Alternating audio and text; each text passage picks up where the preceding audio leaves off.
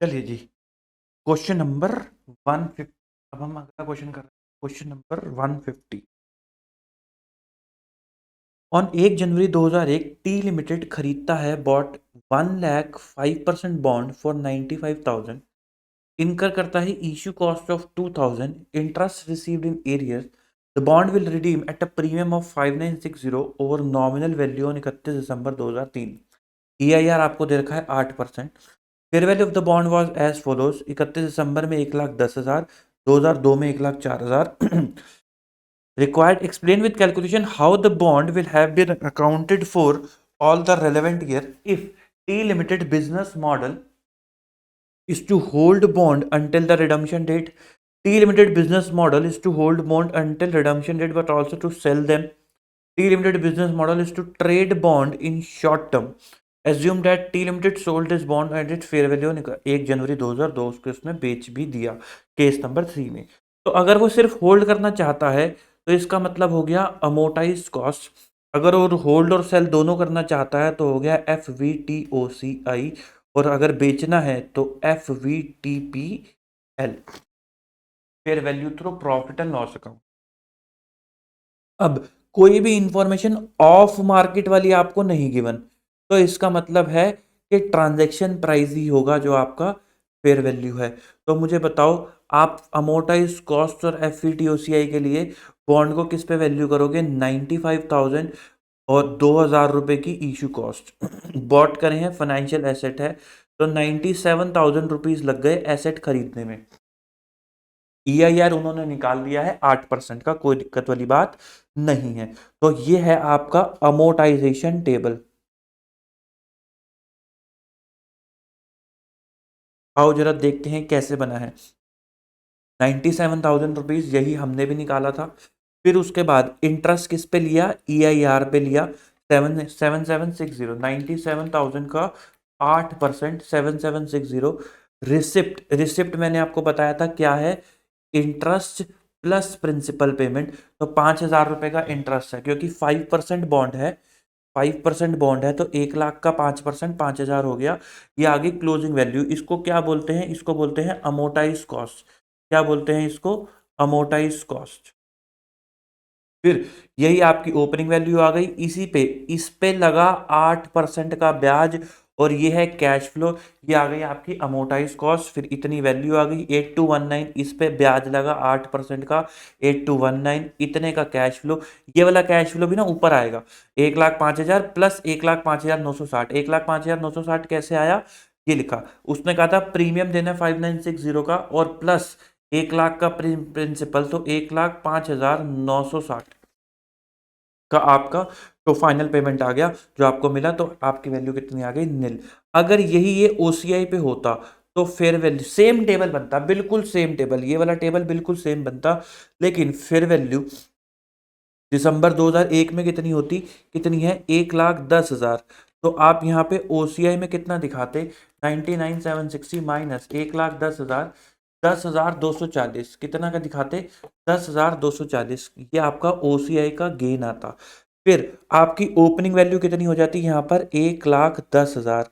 उस पे ब्याज क्या सेम रहता है? यस, ब्याज आपका ये 7,961 ही रहता, आपके स्केड्यूल के हिसाब से बिल्कुल सेम चलता है।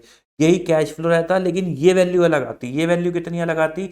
ये वैल्यू आती 10,000 ज्यादा आ जाती ना, नहीं 10,240 ज्यादा आ जाती। तो 1,10,000 प्लस 7,981 माइनस 5,000, 1,12,981, ये वैल्यू होती 1,12,981। और फेयर वैल्यू कितनी होती? 1,04,000 की फेयर वैल्यू है, तो ये फेयर वैल्यू लॉस आ गया आपको 8,981 का। 8,981 का फेयर वैल्यू लॉस आ गया। अब एक चीज जरा ध्यान से देखो, मुझे बताओ अब तक क्यूमुलेटिव लॉस कितना है? क्यूमुलेटिव लॉस OCI में आपका कितना पड़ा हुआ होगा? तो 10,240 का गेन है, 8,981 का लॉस है, 1,259 का क्या पड़ा होगा? गेन पड़ा होगा। आपकी इंस्ट्रूमेंट की फेयर वैल्यू कितनी है? 1,04,000। माइनस कर देते हैं 1,04,000। तो मुझे इन दोनों को नेट करके बताओ, ये क्रेडिट बैलेंस है, ये डेबिट बैलेंस है। तो 1,04,000 माइनस 1,259, 1,02,000 741, जो आपकी क्या थी, जो आपकी थी अमोटाइज कॉस्ट, 1,02,741 की क्या थी आपकी अमोटाइज कॉस्ट। इसका मतलब क्या है कि जो F V T O C आई है और जो अमोटाइज कॉस्ट है उसमें बस ये फेयर वैल्यू का ही डिफरेंस है। जैसे ही आप पूरी जो फेयर वैल्यू आपकी ओसीआई रिजर्व में पड़ी हुई है उसको अपनी बैलेंस शीट के फेयर वैल्यू वाले नंबर से हटा देते हो तो क्या आ जाता है आपके पास अमोटाइज कॉस्ट ऑफ बॉन्ड। क्योंकि आप एक्चुअली अमोटाइज कॉस्ट में कर क्या रहे हो, आप कह रहे हो कि ये मेरी अमोटाइज कॉस्ट है, लेकिन मेरी इंटेंशन इसको रखने की नहीं है, इसमें बेचने की इंटेंशन भी शामिल है। हो सकता है पैसे बढ़ जाए तो मैं बेच बाच के निकल जाऊं, तो हम कहते हैं बैलेंस शीट पे फेयर वैल्यू पे दिखाओ। तो जैसे ही इस अमोटाइज कॉस्ट को आप फेयर वैल्यू से बढ़ाते या घटाते हो तो डिफरेंस हम पी एंड एल में नहीं लेके जा सकते, क्योंकि आपकी इंटेंशन होल्ड करने की भी है और ये वाला गेन अभी रियलाइज नहीं हुआ है। तो हम कहते हैं कि फिर एक काम करो, इस वाले को ओसीआई में जाके पार्क कर दो, कोई दिक्कत वाली बात नहीं है। तो ये आ गया आपका 1,02,741। अब part number C, T limited business model is to bond को शॉर्ट टर्म में बेचने का है, there for F V T P L किस पे मेजर करोगे, F V T P L पे, तो उसमें तो कोई दिक्कत वाली बात ही नहीं है। आगे ये रहा, the bond will be classified fair value through profit and loss. Asset को इनिशियली किस पे रिकॉग्नाइज करोगे, 95,000 पे। जो ये 2,000 रुपए का खर्चा करा था ये कहाँ चला जाएगा, ये ट्रांजेक्शन कॉस्ट से पी एंड एल में चली जाएगी, transaction cost of 2,000 expense to profit and loss in the year 2001। जो आपको इंटरेस्ट इनकम मिली है कितने की, 5,000 की, ये भी कहाँ चली जाएगी, पी एंड एल के अंदर चली जाएगी। और जब आप 1,10 करोगे तो 95,000 माइनस 1,10,000, 15,000 रुपए कहां चले जाएंगे आपके, gain as a recognise P and L account. और कैश प्रोसीड जो 1,10 की है वो रिकॉग्नाइज हो जाएगी और फाइनेंशियल एसेट डी रिकॉग्नाइज हो जाएगी। इस एफ टीपीएल के अंदर तो कोई दिक्कत ही नहीं है। तो इसका मतलब अगर मैं बात करूं जो लोग स्टेप्स मांगते हैं उनकी, तो स्टेप नंबर 1 आपको ये देखना है कि भाई साहब कि फाइनेंशियल एसेट की बात हो रही है या फिर फाइनेंशियल लायबिलिटी की बात हो रही है। Step number 2, any information about of market term given है या नहीं। अगर ये गिवन है यस, तो इसका मतलब इंस्ट्रूमेंट की फेयर वैल्यू इक्वल नहीं है ट्रांजैक्शन प्राइस के, और अगर ये गिवन नहीं है तो इसका मतलब fair value is equal to transaction price. अगर फेयर वैल्यू ट्रांजैक्शन प्राइस के बराबर नहीं है तो आपको कोई इंफॉर्मेशन गिवन होगी, जैसे कि मार्केट रेट ऑफ इंटरेस्ट या फिर some other measurement of fair value. तो उससे आप क्या करोगे, आप फेयर वैल्यू डिटरमाइन करोगे और जो भी आपका फाइनेंशियल इंस्ट्रूमेंट है उसको आप फेयर वैल्यू पे लेके जाओगे। जो भी डिफरेंस होगा आप उसको क्या कर दोगे, डेफर कर दोगे, उसको डेफर करके अप्रोप्रिएट हेड में डाल दोगे। अगर ये दोनों बराबर हैं तो आप क्या करोगे, तो आप फाइनेंशियल इंस्ट्रूमेंट को उसके ट्रांजैक्शन प्राइस पे रिकॉग्नाइज करोगे। अच्छा, इन दोनों के केस में ही ट्रांजैक्शन कॉस्ट का आप क्या करते हो, कोई भी ट्रांजैक्शन कॉस्ट अगर आपने इनकर करी है तो अगर अमोटाइज कॉस्ट पे है, F V T O C आई पे है या F V T P P L पे है, अमोटाइज कॉस्ट में है तो आप ऐड कर दोगे अपनी इनिशियल रिकॉग्निशन में और ई आई आर में उसको एडजस्ट करोगे। F V T O C आई में है तो ऐड कर दोगे इनिशियल रिकॉग्निशन में और ई आई आर में उसको एडजस्ट करोगे। टीपीएल पे है तो उसको पी एंड एल में लेके जाओगे। टीपीएल पे यदि वो है तो उसको पी एंड एल के अंदर लेकर के जाओगे। बताओ जी, इतनी बात समझ में आती है। हाँ जी, चलो जी आगे बढ़ते हैं क्वेश्चन नंबर 153 की तरफ। जे 53, J Limited bought an investment in equity share for 40 million plus associated transaction cost of 1 million. The asset was designed upon initial recognition at fair value through other comprehensive income. एक तो बात है equity share, यानी कि ये क्या है, ये स्पेशल एग्जम्पशन है, बोले तो non recycle.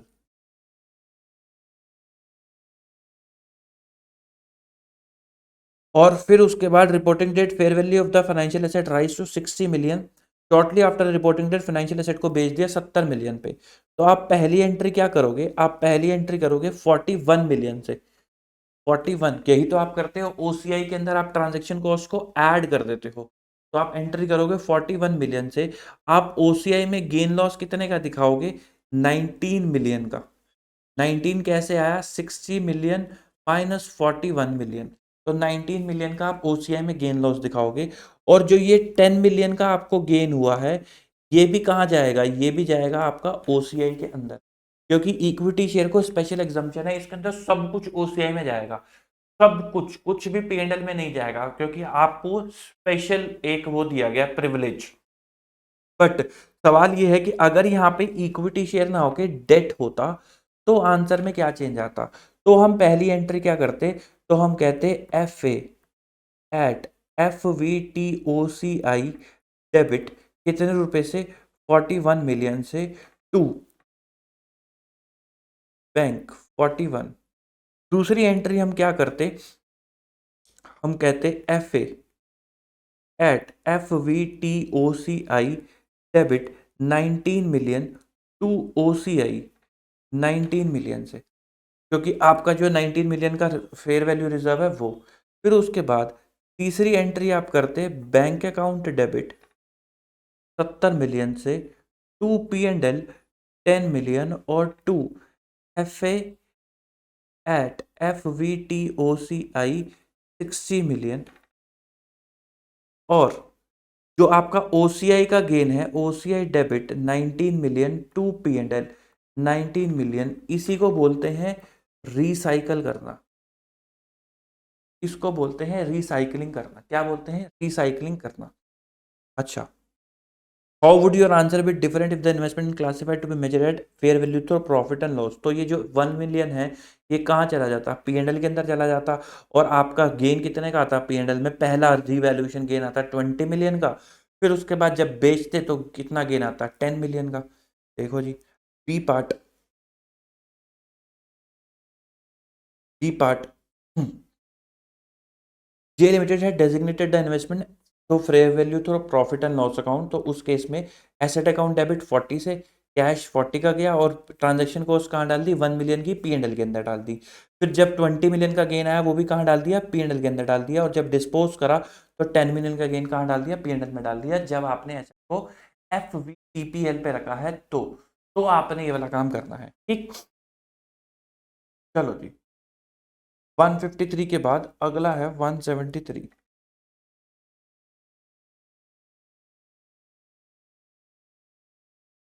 Under the term of the option, entity X may be obliged to deliver 1 lakh of its own share in 1 year time and to pay option exercise price of 22 lakh.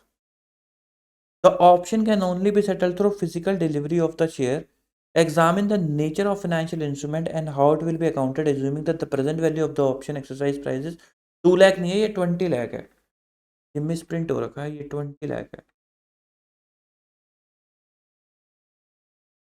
हाँ जी। तो तो 20 लाख रुपए की उसने कहा है, मान लो present value है, और मान लो इसमें प्रीमियम भी मिला है। अगर आपको प्रीमियम भी मिला है, आओ जरा, ये है आपकी डेट ऑफ ट्रांजैक्शन या डेट ऑफ कॉन्ट्रैक्ट, और ये है आपकी एग्जीक्यूशन डेट। ठीक है, तो मुझे बताओ, जब आपने एक कॉन्ट्रैक्ट करा ए लिमिटेड ने यहां पर इस दिन, तो उसके पास लाइबिलिटी है। अच्छा, कॉन्ट्रैक्ट क्या करा है कि ए लिमिटेड के पास ऑब्लिगेशन है टू बाय, और किससे, किसके साथ करा है, एंटिटी एक्स है। अच्छा ठीक है, एंटिटी एक्स, मान लो ये एंटिटी वाई है, इसके पास राइट है टू सेल, बेचने का राइट है। तो इसका मतलब है इसके पास पी प्लस है और आपके पास पी माइनस है, पुट, पुट ऑप्शन। इसके पास राइट टू सेल है, और कितने रुपए का, 22 लाख रुपए का। कि भाई अगर इसने कहा, इसने कल को एक्सरसाइज कर लिया अपना पुट, तो आपको इसको एक्स को इसको 22 लाख रुपए देने पड़ जाएंगे। आप एक्स के अकाउंटेंट हो, आप एक्स से पूछ रहे हो क्या तुम ये 22 लाख रुपए अवॉइड कर सकते हो? वो कह रहा है नहीं, अवॉइड नहीं कर सकता। तो इसका मतलब ये क्या हो गया, ये एक तरीके का कॉन्ट्रैक्चुअल अरेंजमेंट हो गया, कॉन्ट्रैक्चुअल ऑब्लिगेशन हो गया। क्या हो गया? कॉन्ट्रैक्चुअल ऑब्लिगेशन हो गया, एक तरीके का कॉन्ट्रैक्चुअल ऑब्लिगेशन हो गया। तो बोले तो फाइनेंशियल लायबिलिटी हो गई। अभी नोट्स भी पढ़वा दूंगा। फाइनेंशियल लायबिलिटी हो गई। फाइनेंशियल लायबिलिटी किस पे करते हो? अमोर्टाइज कॉस्ट पे करते हो। अमोर्टाइज कॉस्ट पे फाइनेंशियल लायबिलिटी को करते हो। अमोर्टाइज कॉस्ट का मतलब क्या हो गया? इनिशियल रिकॉग्निशन किस पे करोगे? इनिशियल रिकॉग्निशन तो करोगे फेयर वैल्यू पे। फेयर वैल्यू के लिए उसने आपको दे रखा है 20 लाख रुपीज। तो जो आप एंट्री करोगे, आप क्या करोगे? आप कहोगे other equity account debit 20 lakh to financial liability 20 lakh. फिर टाइम के साथ आप फाइनेंस कॉस्ट बुक करोगे। फाइनेंस कॉस्ट की एंट्री क्या डालोगे? Finance cost to financial liability debit 2 lakh 2 lakh. अब अगर यहां पर कॉन्ट्रैक्ट एग्जीक्यूट हो गया तो आप क्या एंट्री करोगे? Financial liability debit. अब कितने की हो गई होगी? 22 लाख रुपए की टू बैंक 22 लाख। और आप बदले में अपने शेयर ले लोगे जो आप कैंसिल कर दोगे, ट्रेजरी शेयर हो जाएंगे। अगर मान लो आपको कोई प्रीमियम भी मिला होता, अच्छा अगर ये एग्जीक्यूट नहीं होगी तो आप क्या एंट्री करोगे? तो आप करोगे financial liability debit to other equity वापस से 22 लाख रुपए। अच्छा अगर आपको कोई प्रीमियम मिला होता, लेट से आपको प्रीमियम मिला है 1 लाख रुपए का, क्योंकि आपने पुट क्या करा है? आपने पुट राइट करा है, राइट करा है सॉरी। तो इसके लिए आपको प्रीमियम भी मिला है मान लो। तो प्रीमियम की एंट्री क्या करोगे? ये प्रीमियम की एंट्री करोगे bank account debit to other equity 1 lakh. Bank account debit to other equity 1 lakh. 22 lakh का तो ऑब्लिगेशन है, लेकिन अगर ओवरऑल ट्रांजैक्शन देखो तो 1 लाख रुपए, 1 लाख फिक्स शेयर हैं at fix price. 1 lakh fix share है at fix price which is 22 lakh rupees. ठीक है। अच्छा अगर उसमें ये लिखा होता, उसमें एक वर्ड लिखा है ग्रॉस सेटलमेंट, अगर उसमें ग्रॉस सेटलमेंट लिखा ही ना होता, उसमें लिखा होता कि कॉन्ट्रैक्ट नेट सेटल्ड होगा। अगर कॉन्ट्रैक्ट नेट सेटल्ड होगा, देखो ये लिखा ग्रॉस सेटलमेंट, ये लिखा ग्रॉस फिजिकल सेटलमेंट। अगर यहाँ पे लिखा होता कि कॉन्ट्रैक्ट नेट सेटल होगा तो ये कॉन्ट्रैक्ट क्या बन जाता? डेरिवेटिव कॉन्ट्रैक्ट बन जाता। तब आप क्या एंट्री करते? तब आप एंट्री करते bank account debit to derivative financial liability 1 lakh रुपए से। नेट सेटल्ड में क्या होता? भाई आपको नहीं पता कि आपको 22 लाख देने हैं, ओ सॉरी 22 लाख में से कितना डिफरेंस देना होगा। फॉर एग्जाम्पल जब एग्जीक्यूशन की डेट आई तो करंट मार्केट प्राइस लेट से उन शेयर्स का 25 लाख रुपए था। तो जो पुट है वो एग्जीक्यूट ही नहीं हुआ। वो आपको क्यों बेचेगा? जब वो मार्केट में 25 लाख रुपए के शेयर बेच सकता है तो वो आपको थोड़ा ना बेचेगा। लेकिन अगर मान लो करंट मार्केट प्राइस होता 20 लाख रुपए का, तो पुट जो था होता वो एग्जीक्यूट हो जाता, और इसके एग्जीक्यूशन की वजह से एंटिटी एक्स को पे करने पड़ जाएंगे डिफरेंस 2 लाख रुपए का। क्यों? क्योंकि नेट सेटल्ड हो रहा है, तो 22 - 20 2 लाख रुपए का एंटिटी एक्स को डिफरेंस पे करना पड़ जाएगा। This is called intrinsic value of derivative of option बोल लो। अगर आपने ऑप्शन वैल्यूएशन पढ़ा हो तो दो चीजें होती है, इंट्रिंसिक वैल्यू और टाइम वैल्यू। तो ये जो 2 लाख रुपए हैं उसे इंट्रिंसिक वैल्यू बोल देते हैं। जो प्रीमियम आ रहा है 1 लाख रुपए का, ये भी intrinsic value plus time value करके आ रहा है। चलो जी, एनीवे, तो आप ये एंट्री करते, फिर उसके बाद जब एग्जीक्यूशन का टाइम आता,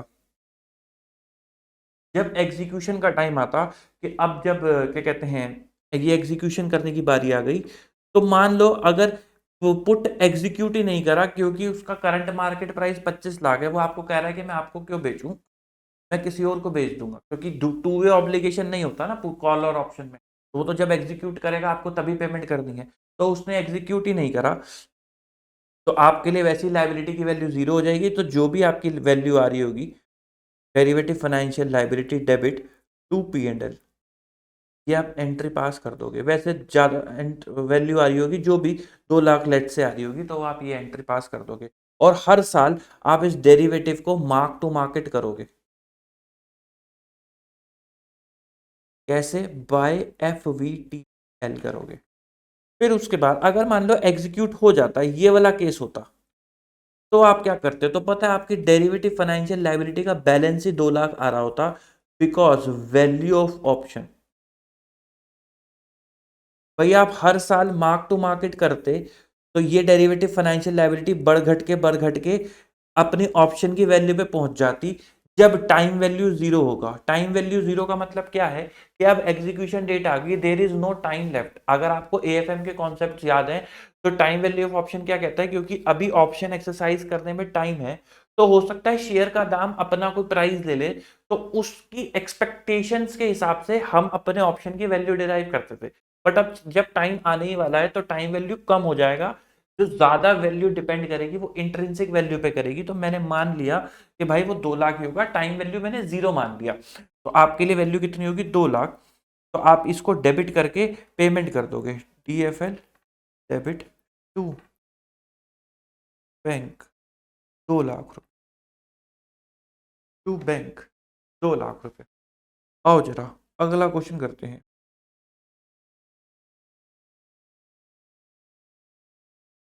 178। S Limited issue redeemable preference share to its holding company H Limited. The term of the instrument have been summarized below. Analyze the given situation applying the guidance in India 609। तो repayment करनी है 3 सालों के बाद, allotment करी है 15 में, repayment होगी 18 में, टोटल 3 साल का पीरियड हो गया। वैल्यू कितनी है? 5 करोड़। डिविडेंड का रेट कितना है? 0.0001%। मार्केट रेट ऑफ इंटरेस्ट, ये है ऑफ मार्केट टर्म की इंफॉर्मेशन, ऑफ मार्केट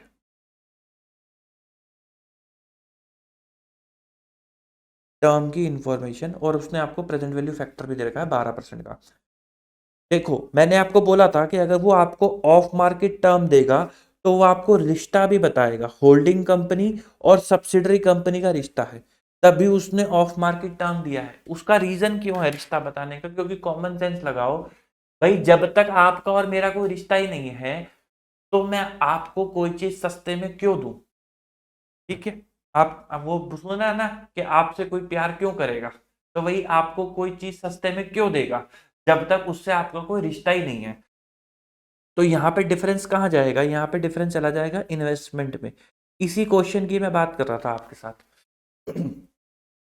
तो आप जब इसकी प्रेजेंट वैल्यू निकालोगे 5 करोड़ रुपए की, तो इन्होंने यहाँ निकाल रखी होगी, ये लीजिए present value of loan component कितना आ गया? इतना।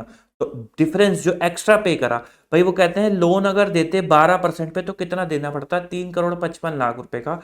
आपने कितना लोन दिया? 5 करोड़ का। आपने 1 करोड़ 44 लाख का एक्स्ट्रा जो लोन दिया, वो क्या है? वो एक्चुअली में इन्वेस्टमेंट इन सब्सिडरी है। ये आपकी क्या है? फाइनेंशियल एसेट है। इसका 12% के हिसाब से अमोर्टाइजेशन शेड्यूल बना रखा है, ओपनिंग बैलेंस, इंटरेस्ट और क्लोजिंग बैलेंस, क्योंकि कोई कैश फ्लोज है ही नहीं, तो उसको उन्होंने 5 करोड़ पे ले रखा है। ये आपकी इंटरेस्ट इनकम है। ये क्या बन गया? आपका EIR बन गया। ये क्या बन गया? आपका EIR, इफेक्टिव इंटरेस्ट रेट। ठीक। जर्नल एंट्री देख लेते हैं। तो इन्वेस्टमेंट जो आपका इक्विटी पोर्शन है, उसको उन्होंने इन्वेस्टमेंट में दिखा दिया। ये एच लिमिटेड की होल्डिंग कंपनी की बुक्स में हो रहा है, तो भाई हमने इतनी इन्वेस्टमेंट करी 1 करोड़ 44 लाख की, इतनी प्रेफरेंस शेयर में फाइनेंशियल एसेट में इन्वेस्टमेंट करी और टोटल पैसा इतना दिया। फिर उसके बाद हर साल इंटरेस्ट इनकम देखो 12% पे बुक करते गए, 42, 70, 47 और 53, 42, 70, 47 और 53, और बाद में वो रिडीम होकर आ गए।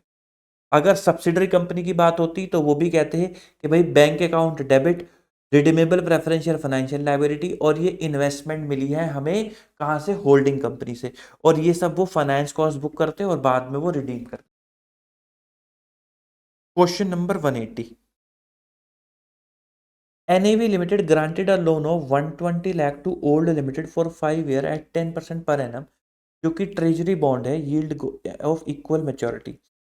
ठीक है, but the incremental boring rate of old limited is 12%, तो यानी कि उसने लोन जो दिया है सस्ते पे दिया है, 10 की जगह 12 पे दिया है उसने लोन, जो है वो सस्ते पे दिया है। In this case loan is granted to old limited at below market rate of interest. In day 6 no required that a financial asset or financial liability to be measured at fair value at initial recognition. Should the transaction price be treated as fair value? If not, find the fair value. What would be the accounting treatment of the difference between transaction price and fair value of initial recognition in the books of NAV Limited? तो वो कह रहा है कि क्या सबसे पहले ये बताओ कि वो फेयर वैल्यू पे आना चाहिए, तो हाँ, तो फेयर वैल्यू निकाल के बताओ और बताओ क्या अकाउंटिंग एंट्री करोगे आप लोग। तो आपको पता है कि भाई ये तो जो उसने दिया है उसको 12 पे देना चाहिए था, लेकिन उसने 10 पे दिया है, तो है ये ऑफ मार्केट, तो ये फेयर वैल्यू तो नहीं है। फेयर वैल्यू निकालने के लिए उसने आपको 12% के फैक्टर्स भी दे रखे हैं, तो आप इन फैक्टर्स के हिसाब से उसकी फेयर वैल्यू निकालोगे, तो 0.567 into 120 incremental borrowing rate 12% in this case, ठीक है। तो आपको जो है 12% के हिसाब से फ्यूचर कैश फ्लोज कितने हैं, 10-10% के हिसाब से ये आपके कैश फ्लोज होंगे, और 120 का प्रिंसिपल और ये 12 का इंटरेस्ट, टोटल 132, ये डिस्काउंटिंग फैक्टर दे रखे हैं, तो पूरे लोन की प्रेजेंट वैल्यू निकल कर आ गई ये, this is the fair value of loan.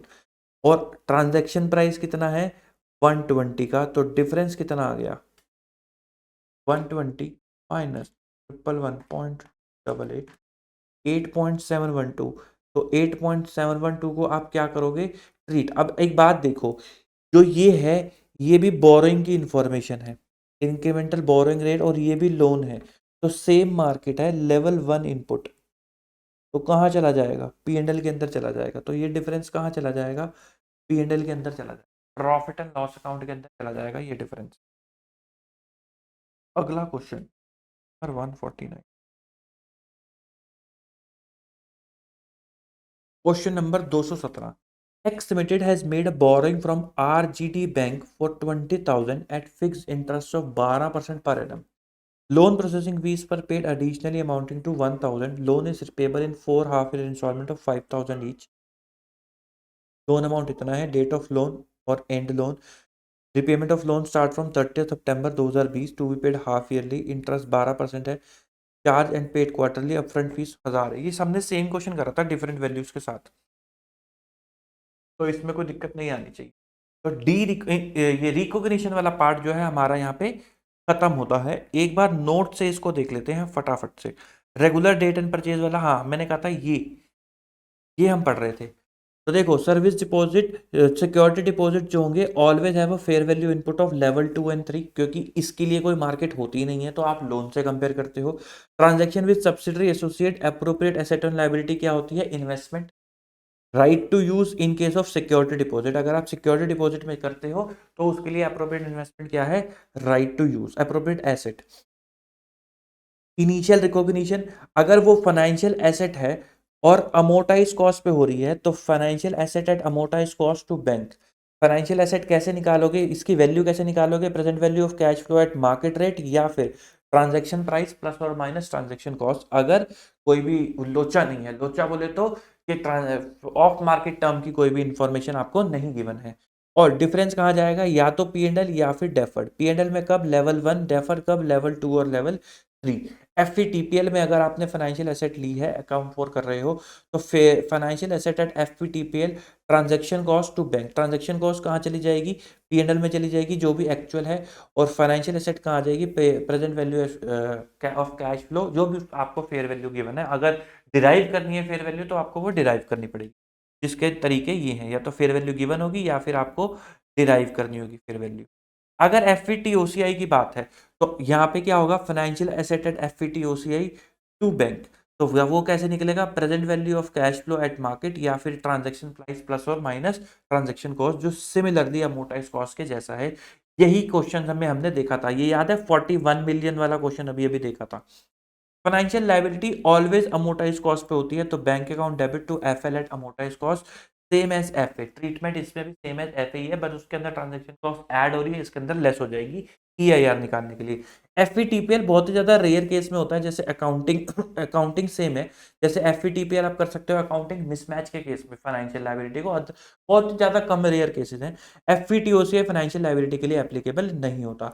Equity हमेशा कॉस्ट पे रहती है, तो जब आप करते हो bank account debit to equity तो आप उसको छेड़ते नहीं हो। Equity account debit to bank जब आप रिपेमेंट करते हो तो आप उसको छेड़ते नहीं हो, there is no fair value transaction and all.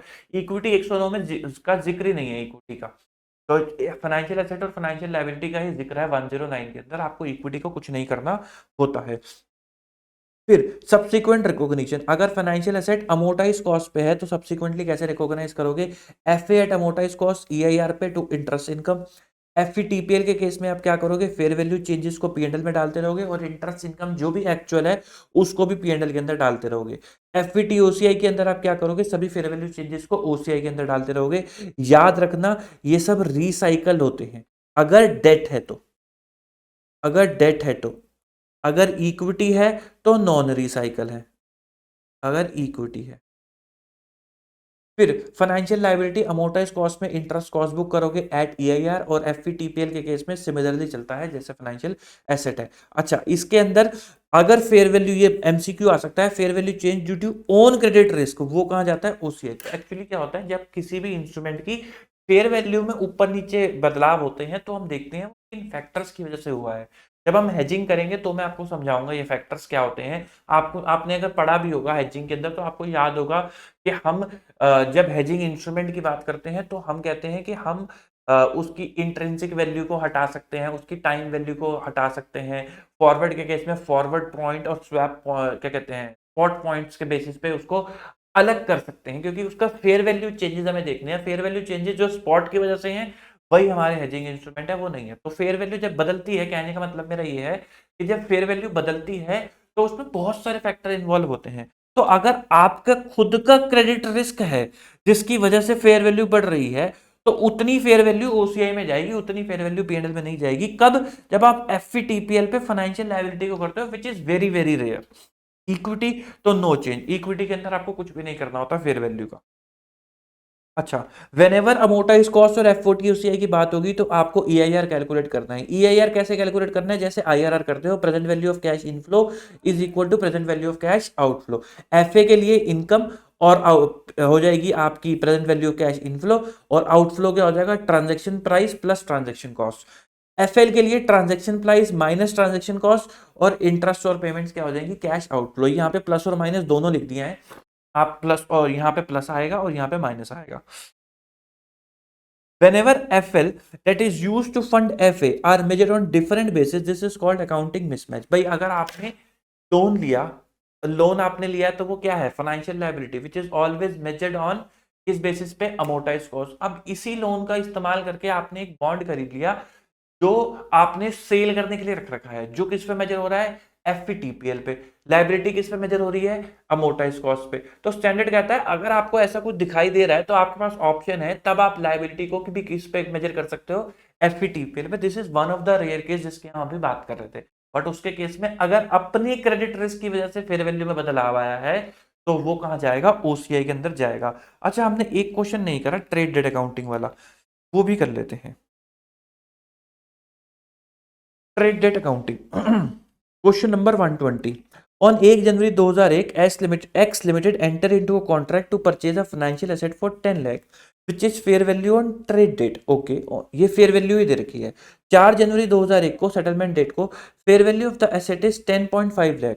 The amount to be recorded for the financial asset will depend on how it is classified and whether trade date और settlement date accounting is used. ठीक है, और 4 जनवरी को जब settlement date आई तो उसकी fair value कितनी होगी, 10.5 लाख। आपको सभी सिचुएशन के हिसाब से अकाउंटिंग करनी है, ट्रेड डेट भी और सेटलमेंट डेट भी। तो आओ जरा, अगर ट्रेड डेट अकाउंटिंग यूज हो रही है तो अमोर्टाइज कॉस्ट में क्या होगा, एफईटीएल में क्या होगा और ओसीआई में क्या होगा।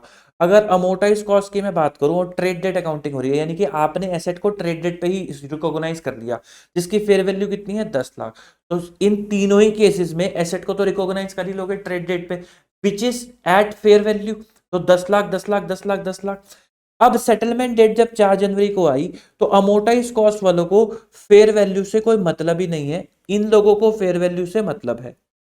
तो जब इसको कोई मतलब ही नहीं है तो आप सीधा पेमेंट करोगे फाइनेंशियल लायबिलिटी टू बैंक, काम खत्म।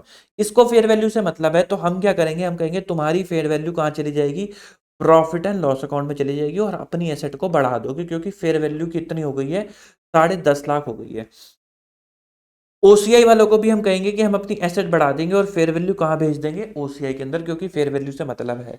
अगर मैं बात करूं सेटलमेंट डेट अकाउंटिंग की और अमोर्टाइज कॉस्ट फिर से मेरे को तो फेयर वैल्यू से कोई मतलब नहीं है, इनको फेयर वैल्यू से मतलब है, इनमें देख लो। और आप बात करो सेटलमेंट डेट में, तो क्या ट्रेड डेट में 1 जनवरी को कोई अकाउंटिंग होगी, नहीं, 1 जनवरी को कुछ भी नहीं होगा। सीधी बात आ जाएगी सेटलमेंट डेट पे। आप एसेट भी कब रिकॉग्नाइज करोगे, सेटलमेंट डेट पे ही आप एसेट को रिकॉग्नाइज करके चलोगे।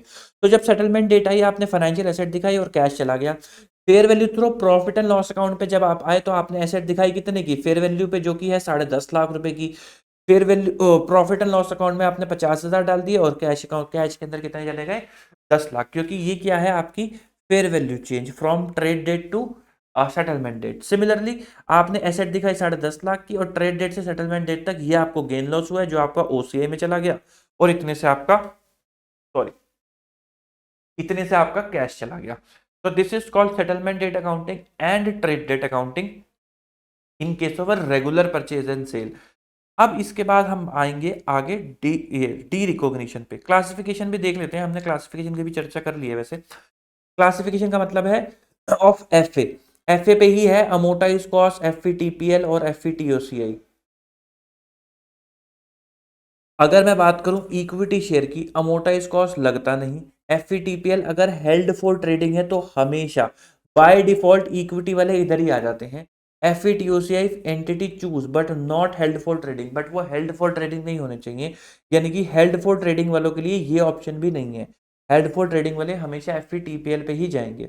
हेल्ड फॉर ट्रेडिंग में क्या क्या आता है, डेरिवेटिव्स आ जाते हैं, और वो सारे फाइनेंशियल एसेट जो सेल करने के लिए रखे हैं इन नियर टर्म, जिसका जब आपने खरीदा तो आपने बेचने के उद्देश्य से ही उसको खरीदा था, वो आ जाते हैं held for trading.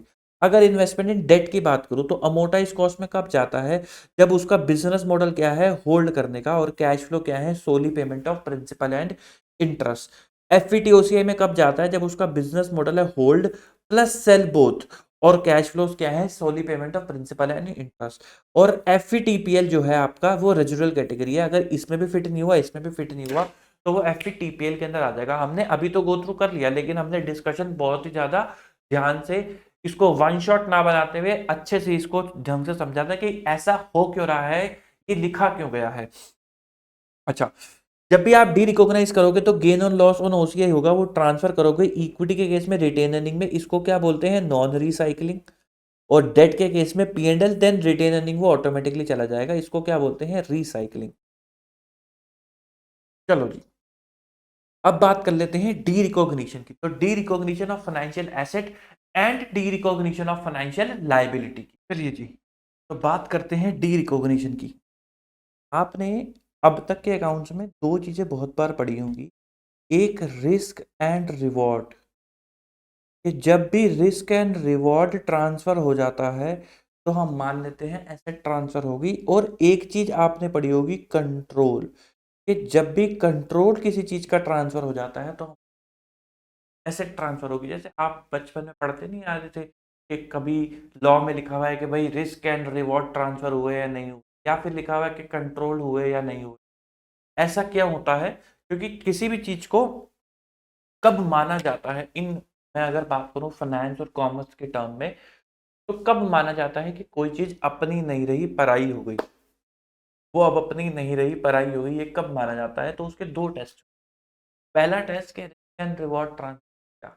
Risk and reward transfer का मतलब क्या है, कि भाई अब जो नफा नुकसान है सामने वाले बंदे का है, अपना कुछ नहीं, हमने तो चीज डिलीवर करवा दी, तो रिस्क इसे बोलते हैं रिस्क एंड रिवॉर्ड टेस्ट।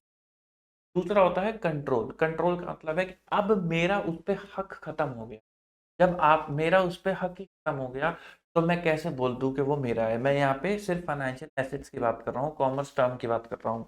तो तो D-recognition of financial asset, risk and reward दोनों को और कंट्रोल, इन दोनों टेस्ट्स को लगाता है ताकि कोई भी ट्रांज़ैक्शन छूट ना जाए। तो पहले वो बोलता है कि ये चेक करो, क्या कैश फ्लो एफए के एक्सपायर हो गए? अगर हाँ, तो एफए अपने आप ही डी-रिकॉग्नाइज़ हो जाएगा, कुछ करने की ज़रूरत ही नहीं है। फिर अगर ऐसा नहीं हुआ तो चेक करो क्या एंटिटी ने ट्रांसफर कर दिया एसेट को। अगर हाँ, तो अगर एंटिटी ने ट्रांसफर कर दिया है तो bank account debit to FA. Transfer का मतलब क्या है? ट्रांसफर का मतलब है रिस्क एंड रिवॉर्ड का ट्रांसफर हो जाना। बोले तो ये तीन कंडीशन के, if the asset is going to be repurchase at pre determination price तो risk and reward are not transfer. अगर आपने एसेट को ट्रांसफर करा और आप अभी के प्राइस पे उसको वापस से खरीदने वाले हो, तो इसका मतलब आपने कोई भी रिस्क एंड रिवॉर्ड ट्रांसफर नहीं करा। मैंने आपको ये कैलकुलेटर दिया और 100 रुपए का, और आपसे कहा कि 2 महीने बाद वापस से खरीद लूंगा 120 रुपए का। मुझे कोई फर्क ही नहीं पड़ रहा कि इस कैलकुलेटर का दाम 120 से कम होगा या ज्यादा होगा, तो यानी कि रिस्क एंड रिवॉर्ड आज भी मेरे ही है। कल को ये कैलकुलेटर में एक बटन खराब हो जाए ये वाला, तो तब मुझे टेंशन होगी कि भाई खरीदना मुझे ही है, तो चीज खराब मेरे पास ही आएगी और यही चीज खरीदनी है। तो इसका मतलब एक्चुअली में इसको खरीदने और बेचने की ट्रांजेक्शन हुई, एक्चुअली में इसे कोलेट्रल यूज करके 100 रुपए का लोन लेने की ट्रांजेक्शन हुई है। तो वो ट्रांजैक्शन को आप कैसे दिखाओगे? Bank account debit to financial liability, bank account debit to financial liability. आप ये नहीं दिखाओगे कि एसेट चला गया। तो यही बात मैंने यहाँ पे लिखी है कि अगर वो रीपर्चेस करने वाले हो प्री डिटरमाइंड प्राइस पे, तो risk and reward not transfer. दूसरा, वो रिस्क एंड रिवॉर्ड के लिए कहता है ट्रांसफर और right to receive cash flow which generally means asset is sold, के आपने कह दिया कि इससे आने वाले कैश फ्लो जितने भी हैं वो सब अब आपके हैं, जिसका मतलब है एसेट बिक गई। फिर या तो आपने राइट टू रिसीव कैश तो रिटेन कर लिया, लेकिन आपने ऑब्लिगेशन एक्सेप्ट कर ली पे करने की, इसको बोलते हैं पास थ्रू अरेंजमेंट। ये कब फुलफिल माना जाता है? पीटीए का मतलब है पास थ्रू अरेंजमेंट, जब ये तीन कंडीशन फुलफिल होती हैं। पहली, कि आपके पास ऑब्लिगेशन नहीं है पे करने की जब तक आपको कैश रिसीव ना हो। इसका मतलब क्या है? वो कहते हैं रिस्क एंड रिवॉर्ड कैसे ट्रांसफर हो सकता है। पहला तरीका तो ये है कि आपने ट्रांसफर कर दिया कि इस एसेट से आने वाले सभी कैश फ्लो अब आपके हुए, तो इसका मतलब है मैंने रिस्क एंड रिवॉर्ड ट्रांसफर कर दिया। दूसरा, मैंने कहा कि कैश फ्लो तो मेरे पास ही आएंगे और मैं आपको ट्रांसफर करूंगा। इसको क्या बोलते हैं? इसको बोलते हैं pass through arrangement. Pass through arrangement कब माना जाता है फुलफिल? के पहली तो ये कि मैं सिर्फ और सिर्फ तभी ट्रांसफर करूंगा जब मेरे पास आएगा, बिना किसी मटेरियल डिले के ट्रांसफर करूंगा, और मेरा कोई अधिकार नहीं होगा उस एसेट के ऊपर। अगर ये तीनों पूरी फिल होती हैं पीटीए माना जाता है, तो इसका मतलब है रिस्क एंड रिवॉर्ड ट्रांसफर होगा। और जैसे ही ये यस हो गया तो आप एंटर डाल दोगे bank account debit to FA, any difference shall be profit and loss account. अगर ये भी ट्रांसफर नहीं हुआ तो आप चेक करोगे, तो जनरली इसका मतलब है कि आपने ऐसे ट्रांसफर नहीं करी होगी। Bank account debit to FL, FA will not derecognise. लेकिन अगर आपको इसके ट्रांसफर पे कंफ्यूजन आ गया, यानी कि रिस्क एंड रिवॉर्ड पे आपको यकीन नहीं है, नो और यस पे आपको कंफ्यूजन हो गया, तो आप क्या लगाओगे? अब आप लगाओगे कंट्रोल टेस्ट। कंट्रोल टेस्ट में बोलेगा क्या एंटिटी चेक करती है कि कंट्रोल रिटेन करा है? यस, कंट्रोल रिटेन कर लिया है। या फिर कंट्रोल रिटेन नहीं करा है। अगर कंट्रोल भी यानी कि मेरा हक ही नहीं है, तो एसेट हो गई transfer, bank account debit to FA. Control का मतलब क्या है कि क्या मैं एसेट को बेच सकता हूं? Answer is no. अगर मैं एसेट को नहीं बेच सकता तो मेरा कोई कंट्रोल नहीं है, तो bank account debit to FA. अगर मेरे पे उसको अभी भी बेचने का अधिकार है किसी न किसी तरीके से, यस, तो इसका मतलब मेरा कंट्रोल है, तो मैं उतनी एसेट दिखाऊंगा जितना मेरा कंट्रोल है।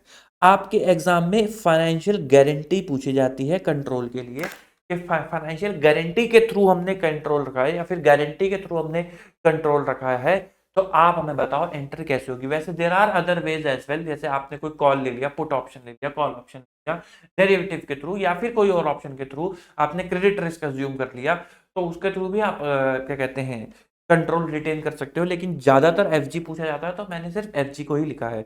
ये एंट्री को समझेंगे जब एक बार सवाल कर लेंगे, अभी मैं इसको नहीं छू रहा। एक बार जब डी रिकॉग्निशन के क्वेश्चन कर लाएंगे फिर उसके बाद बात करेंगे। D recognition of financial liability की भी बात कर लेते हैं। तो फाइनेंशियल लायबिलिटी की डी रिकॉग्निशन में स्टैंडर्ड ने एक छोटा सा पॉइंट रखा, उसने कहा कि देखो दोस्त, ऐसा भी कभी कभार होता है कि आप जिससे आपने लोन लिया है, अगर आपके लिए फाइनेंशियल लायबिलिटी है तो आपने लोन वोन ले रखा होगा ना, तो आप उस बंदे के साथ जाके टर्म्स को बदल देते हो। टर्म्स को बदल देते हो का मतलब क्या है कि आपको अगर कोई पैसे वैसों की दिक्कत या फिर कैसी भी फाइनेंशियल डिफिकल्टी या XYZ रीजन की वजह से आप लायबिलिटी खत्म नहीं करते, आप उसकी टर्म्स को बदल देते हो। तो हम कैसे पता लगाएं कि आपने एक्चुअली में टर्म बदली है या लायबिलिटी खत्म कर दी? तो उसके लिए आता है ये 10% का टेस्ट, कि हम ये देखेंगे जो आपकी एग्जिस्टिंग लायबिलिटी है, अगर वो 10% से अप एंड डाउन हुई है, 10% तक, तब तो हम मान लेंगे कि आपने पुरानी लायबिलिटी नहीं खत्म करी है, आपने बस टर्म्स को चेंज करा, यानी कि वो क्या है, मॉडिफिकेशन है। लेकिन अगर आपकी लायबिलिटी के अंदर बदलाव 10% से ज्यादा है, तो हम मान लेंगे कि भाई आपकी लायबिलिटी खत्म हो गई है और अब आपने नई लायबिलिटी को एक्सेप्ट करा है। याद रखना, नई लायबिलिटी को एक्सेप्ट करोगे तो इनिशियल रिकॉग्निशन क्लिक हो जाना चाहिए, initial recognition eight fair value, हमने बहुत टाइम लगाया है उसके ऊपर। तो 10% टेस्ट को आपको लगाना पड़ेगा। इस टेस्ट को लगाने के लिए ये 3 स्टेप है। पहले आप डिस्काउंट करोगे cash flow using original EIR। EIR में देखो कोई बदलाव नहीं हो रहा, ओरिजिनल EIR पे ही आप कैश फ्लोस कौन से वाले, revised cash flows, revise cash flows को आप डिस्काउंट करोगे ओरिजिनल EIR पे। फिर आप कैरिंग अमाउंट निकालोगे ओल्ड फाइनेंशियल लायबिलिटी का। फिर आप देखोगे भाई कितना परसेंट, ये स्टेप 3 जो है ये परसेंटेज चेंज का है, स्टेप 1 डिवाइड बाई 2 माइनस 1। अगर ये 10% तक आ रहा है तो टेस्ट फेल हो गया। टेस्ट फेल का मतलब क्या है, मॉडिफिकेशन। अगर 10 से ज्यादा आ रहा है तो टेस्ट पास हो गया। पास का मतलब क्या है, एक्सटिंग्विशमेंट। आप इस अगर चाहो तो स्टेप 3 की बजाय अपने तरीके से भी 10% निकाल सकते हो, आइडिया है 10% निकालने का। अच्छा, जब आप ये निकालोगे इसके अंदर एक चीज का ध्यान रखना, अगर कोई इशू कॉस्ट है या फिर कोई भी ऐसे बोल लो ट्रांजैक्शन कॉस्ट है, अगर कोई भी ट्रांजैक्शन कॉस्ट है तो वो आपको न्यू लोन में ऐड करनी पड़ेगी। जब आप 10% का टेस्ट करोगे ऐड करनी पड़ेगी। ऐड करते वक्त आप प्रेजेंट वैल्यू फैक्टर क्या लोगे, 1, क्योंकि ट्रांजैक्शन कॉस्ट आपने उसी टाइम इनकर कर दी होगी। अब तक ऐसा कोई सवाल पूछा नहीं गया है, बट पूछा जा सकता है, तो ध्यान रखना। जब आप ओरिजिनल EIR के बेसिस पे ये चेक कर रहे होगे कि 10% वाला टेस्ट फुलफिल हुआ भी है या नहीं, और नए लोन को लेते वक्त कोई इश्यू कॉस्ट है, तो आप उस टेस्ट के टाइम उस इश्यू कॉस्ट को भी ऐड करोगे। अब जब हम टेस्ट करेंगे तो मैं बता दूंगा। अच्छा, टेस्ट पास हो गया, इसका मतलब पुरानी लायबिलिटी गई। अगर पुरानी लायबिलिटी चली गई तो अब आपको पुरानी लायबिलिटी को हटा देना है और नई लायबिलिटी को किस पे, फेयर वैल्यू पे दिखा देना है।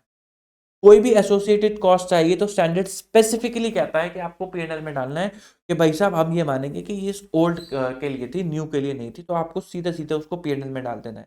ICA एज्यूम करता है जो आपके लोन की फेस वैल्यू है वही उसकी फेयर वैल्यू बन गई हो, ये ICA आपके सभी सवालों में एज्यूम करके चलता है। अगर आपने मॉडिफिकेशन कर दिया, मॉडिफिकेशन का मतलब है आपकी पुरानी लायबिलिटी खत्म नहीं हुई है, तो इसका अच्छा, अच्छा इस केस में क्योंकि आप फेयर वैल्यू पे करोगे तो आपका EIR भी रिवाइज होता है। अब सब कुछ न्यू फाइनेंशियल लायबिलिटी की तरह होगा।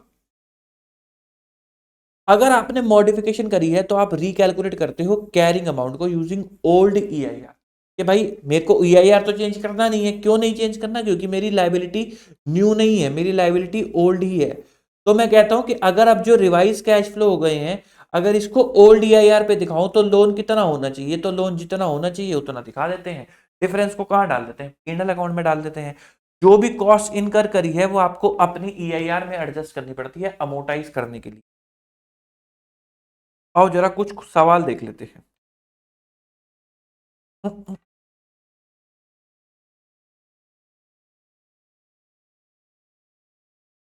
Question number 9, wheel company limited borrow करती है 500 crore, 500 million, 50 crore from a bank on 1 January 2001। The original term of the loan were as follows. वो ओरिजिनल टर्म आपको बता रहा है, interest rate 11%, repayment of principal in 5 equal instalment, तो ठीक है 100 मिलियंस की आपको पेमेंट करनी होगी। Payment of interest annually on accrual basis, ठीक है। अपफ्रंट प्रोसेसिंग फीस आपने दी थी इतने रुपए की, जिसकी वजह से EIR आपका कितना हो गया, 11 से बढ़ के 11.5 हो गया, ठीक है। और 31 दिसंबर 2002 को व्हील कंपनी ने अप्रोच करा बैंक को, लिक्विडिटी इशू हो गया है जी, in meeting the cash flow required immediate instalment and renegotiation the term of the loan. तो अब जो रिवाइज टर्म है वो कैसी है, इंटरेस्ट रेट 15% है, repayment of the outstanding principal in 10 equal instalment जो 31 दिसंबर 2003 से शुरू होगा और इंटरेस्ट एनुअल बेसिस पे ही जाएगा। आपको जनरल एंट्री रिकॉर्ड करनी है, ये लाइबिलिटी वाला ही पॉइंट आ गया। आपको क्या रिकॉर्ड करनी है, जनरल। सबसे पहले आपको क्या लगाना पड़ता है फाइनेंशियल लाइबिलिटी के लिए, सबसे पहले आपको लगाना पड़ता है 10% टेस्ट। तो 10% टेस्ट मैंने आपको कहा था ओरिजिनल ईआईआर पे लगाते हैं, ओरिजिनल ईआईआर, क्योंकि अभी तक आप इस निष्कर्ष पे नहीं पहुंचे हो कि आपको नई लाइबिलिटी दिखानी है या पुरानी लाइबिलिटी को चेंज करना है। तो आप तो भाई पुरानी लाइबिलिटी को देखोगे कि पुरानी लाइबिलिटी में कितना चेंज आया है। तो पुरानी लाइबिलिटी के ईआईआर को यूज करते हुए देखते हैं कि पुरानी लाइबिलिटी में कितना चेंज आया है। तो आपका ये रहा 10% टेस्ट। 31 दिसंबर 2002 को आपका इतने का लोन था, उसने कहा था 10 इक्वल इंस्टॉलमेंट के अंदर प्रिंसिपल पे हो जाएगा, इंटरेस्ट आउटफ्लो 15% पे होगा। तो पहले तो ये बताओ आपने कब 1 जनवरी 2001 से 31 दिसंबर 2002, तो यानी कि 2 सालों तक आपने लोन चलाया, तो 5 के हिसाब से 200 लाख की आपने पेमेंट कर दी, सॉरी 100 लाख की आपने पेमेंट कर दी है, क्योंकि 31 दिसंबर 2002 को तो आप चले ही गए ना। तो 400 लाख का इस वजह से बचा हुआ है आपके पास लोन, 400 मिलियंस का, सॉरी। तो 400 मिलियंस का 10 इक्वल इंस्टॉलमेंट में पे करोगे तो कितनी प्रिंसिपल की पेमेंट आ जाएगी, इतनी। इंटरेस्ट कितना पे करना है, अब 15% पे करना है। तो 400 का 15% 60, फिर 40 पे हो गया तो 360 का 15% 54, फिर 40 पे हो गया तो 320 का 15% 48। ठीक, तो ऐसे करके आपकी इंटरेस्ट की पेमेंट आ गई। तो टोटल आपने कितना पे करा, 40 + 60, 40 + 54, 40 + 48, 40 + 42, ऐसे करके आपने टोटल कैश फ्लोज इतने इतने करे। इनका डिस्काउंट फैक्टर ये किस पे निकला है, ये ओरिजिनल ईआईआर पे निकला है। ओरिजिनल ईआईआर आपका कितना था, ओरिजिनल ईआईआर था 11.5%। तो ये जो डिस्काउंटिंग फैक्टर है ये 11.5% के हैं, 15% के नहीं है। 1/1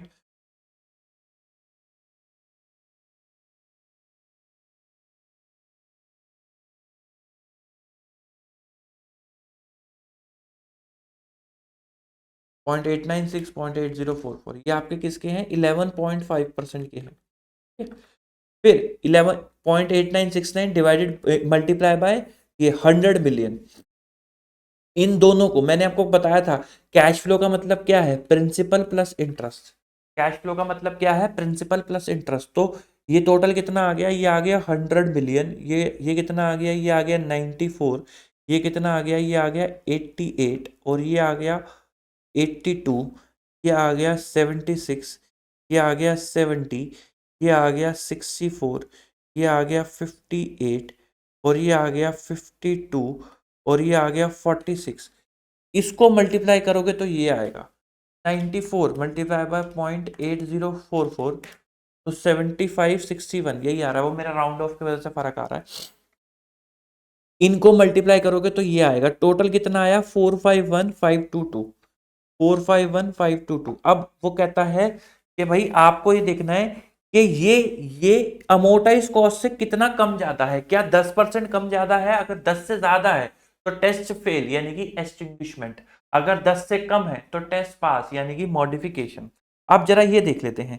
तो आपको ये देखना पड़ेगा 2002 में कितनी थी, क्या चीज कितनी थी, अमोर्टाइज कॉस्ट। तो हमने क्या बनाया उसके लिए, अमोर्टाइजेशन शेड्यूल बनाया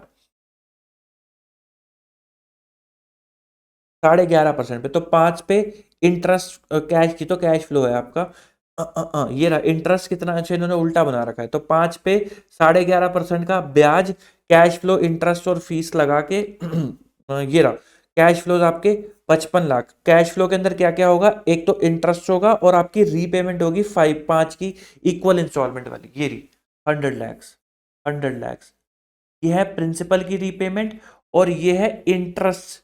तो प्रिंसिपल प्लस इंटरेस्ट आपका टोटल आ जाएगा, और प्लस ये इंटरेस्ट कर दोगे तो आपका वो आ जाएगा। मैं एक काम करता हूँ, अमोर्टाइजेशन शेड्यूल बना देता हूँ यहाँ पे, ये बड़ा कंफ्यूजिंग सा बना रखा है।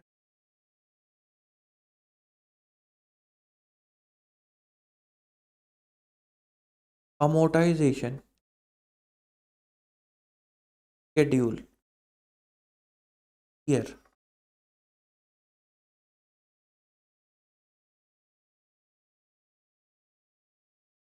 तो आपने 500 मिलियन का खर्चा करा था और लोन लिया था, और इतने की आपने प्रोसेसिंग फी, तो 500 minus 58700949412904 outstanding year 1 494129904 interest eight 11.5%। इस पे ब्याज लगाओ 11.5% का 5689।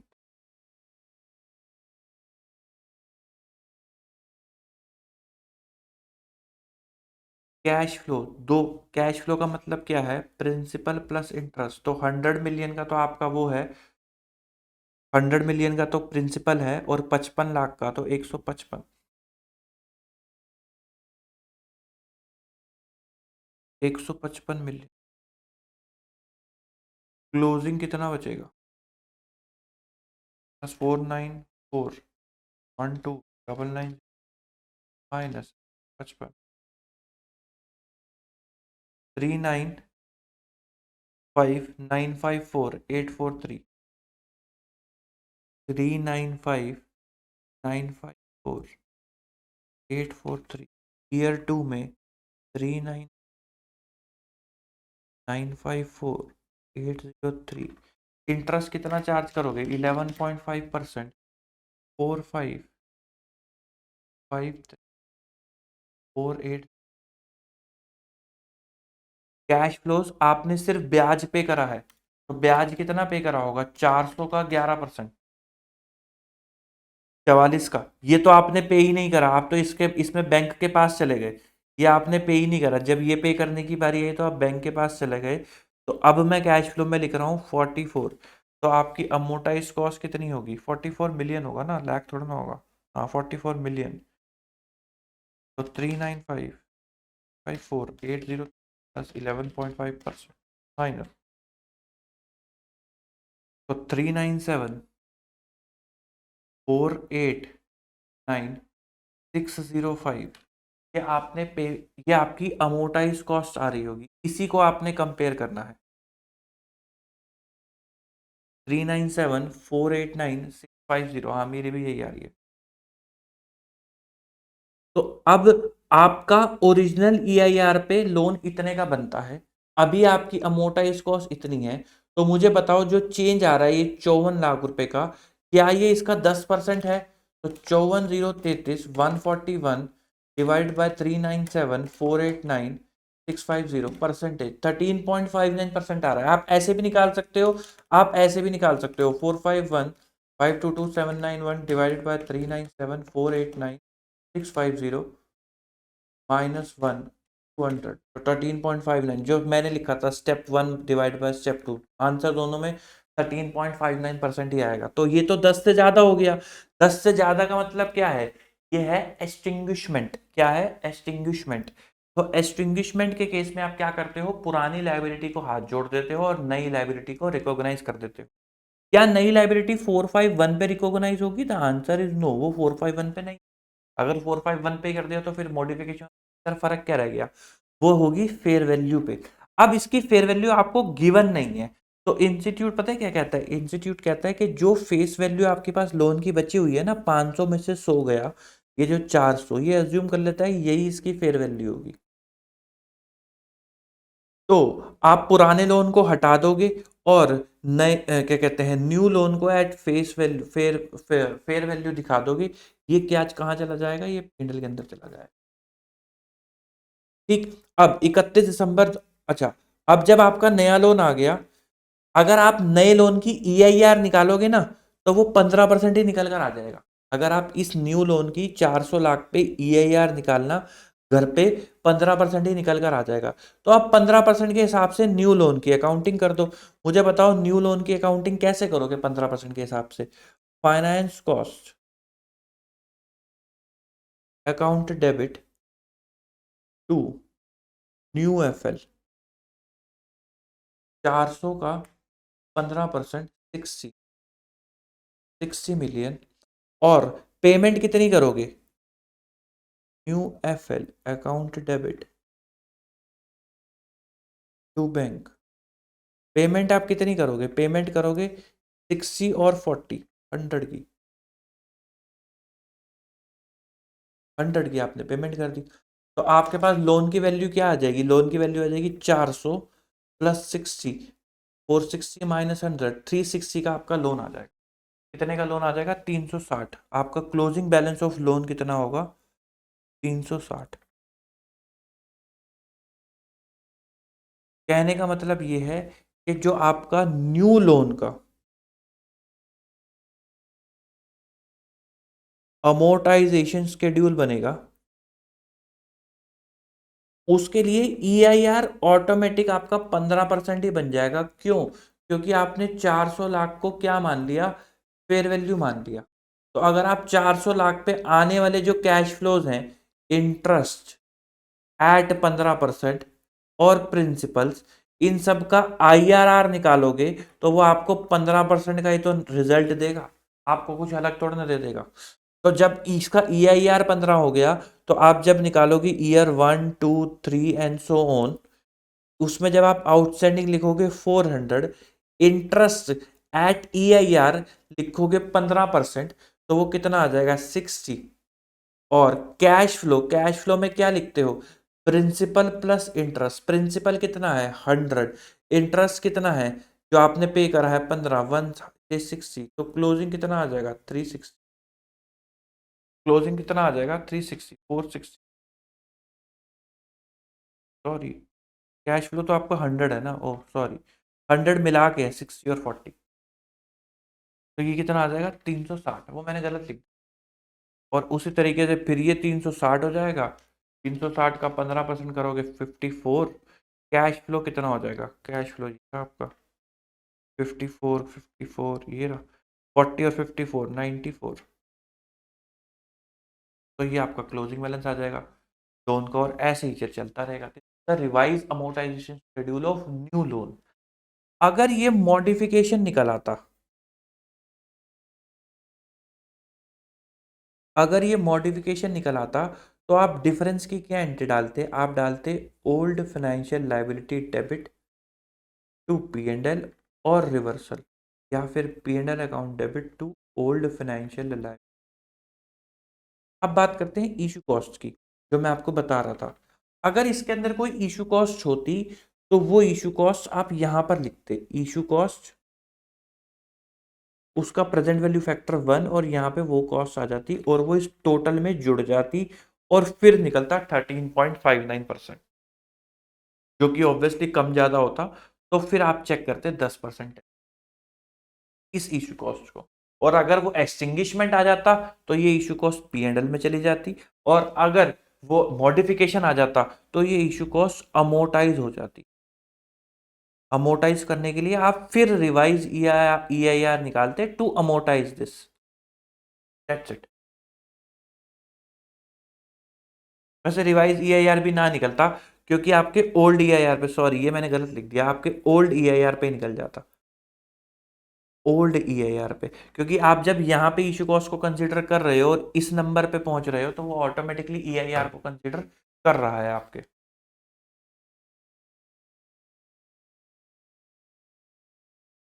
चलो जी, अगला सवाल, अगला सवाल, पेज नंबर 6, क्वेश्चन नंबर 128, सवाल number 128। ST Limited assign its trade receivable to AT Limited. The carrying amount of receivable is 10 lakh. The consideration received in exchange of this assignment is 9 lakh. Customer have been instructed to deposit the amount directly in bank account of the benefit of AT Limited, यानी कि उसने cash flows transfer कर दिए। AT Limited has no recourse to ST Limited in case of any shortfall। तो simple अपना FAD recognise हो जाएगा और 1 लाख रुपए का गेन आ जाएगा। Financial asset recognise 1 lakh, the difference between consideration received and carrying amount as an expense. Sorry, gain आ जाएगा, लॉस आ जाएगा। 10 लाख की जगह 9 लाख मिले, पढ़ दिया था। तो लॉस आ जाएगा आपका 10 लाख की जगह जो आपको 1 लाख मिले हैं, 9 लाख मिले हैं वो। अगला क्वेश्चन नंबर 129।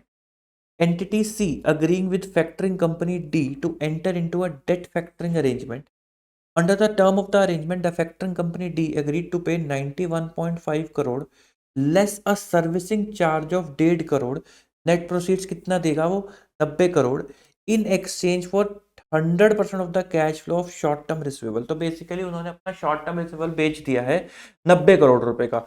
टोटल उनको पैसे 91.5 करोड़ मिले हैं, जिसमें से 1.5 करोड़ सर्विसिंग के मिले हैं। सर्विसिंग बोले तो कि भाई वो खुद कह रहे हैं हम कलेक्ट करेंगे, तो उसके अब हमें सर्विस करनी पड़ेगी, मामा लोगों को, हम लोगों को बुलाना पड़ेगा रिकवरी के लिए, तो 1.5 करोड़ हम उसके काट रहे हैं और 90 करोड़ रुपए आपको दे रहे हैं इस चीज के डेट फैक्टर एसेट के बेचने के लिए।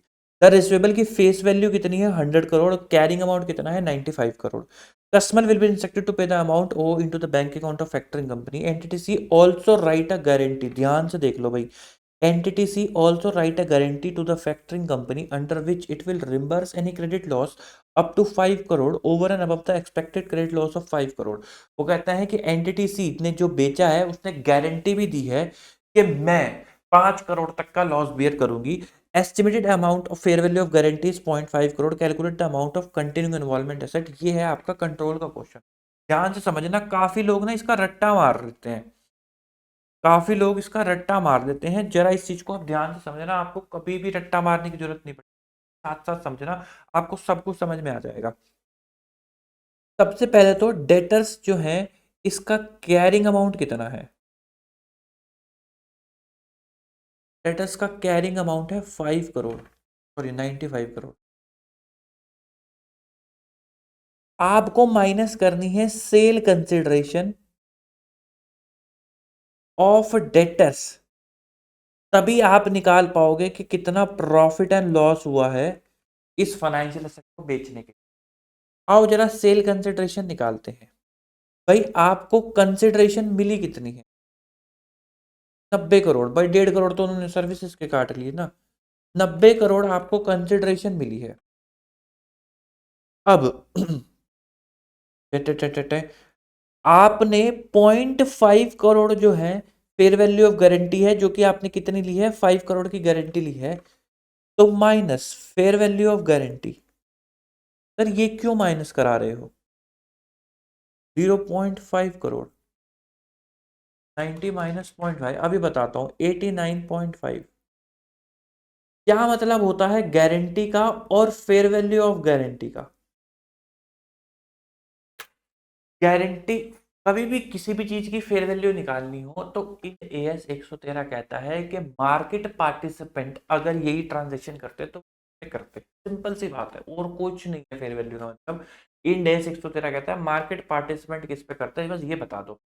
तो मुझे एक बात बताओ, 5 करोड़ की गारंटी अगर किसी थर्ड पार्टी को देने जाते या किसी और को देने जाते या बैंक से लेने जाते, तो 5 करोड़ की गारंटी गिवन सिविल स्कोर को देखते हुए, क्रेडिट वर्थीनेस को देखते हुए, बैंक कहता 5 करोड़ की गारंटी फ्री में ना दूंगा, मुझे 0.5 करोड़ की फीस दो।